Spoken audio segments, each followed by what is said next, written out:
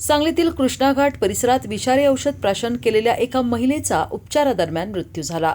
अमृता प्रवीण माळी, वय 26, राहणार तासगाव, जिल्हा सांगली, असं मृत महिलेचे नाव आहे. याबाबत सांगली शहर पोलीस ठाण्यात नोंद करण्यात आली आहे. मात्र महिलेने विष प्राशन का केले याचा उलगडा अद्याप झालेला नाही. पोलिसांकडून मिळालेल्या माहितीनुसार अमृता माळी यांनी सोमवारी 8 जून 2026 रोजी दुपारी 1:15 वाजण्याच्या सुमारास सांगलीतील कृष्णा घाट येथील स्वामी समर्थ मंदिर परिसरात विषारी औषध प्राशन केले होते.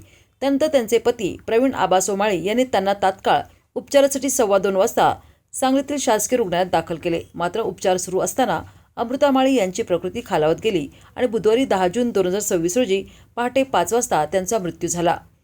सांगलीतील शासकीय रुग्णालयाचे CMO डॉक्टर अप्पा पडळकर यांनी याबाबतची माहिती पोलिसांना दिली. त्यानंतर BNSS कलम 194 अन्वये सांगली शहर पोलीस ठाण्यात याची नोंद करण्यात आली. उपविभागीय पोलीस अधिकारी संदीप भागवत यांनी रुग्णालयात भेट देऊन घटनेची माहिती घेतली. घटनेची नोंद सांगली शहर पोलीस ठाण्यात झाली खरी, मात्र या विवाहित महिलेने कोणत्या कारणास्तव विषारी औषध प्राशन केले याचा खुलासा अद्याप झाला नसून सांगली शहर पोलीस या प्रकरणाचा पुढील तपास करीत आहेत.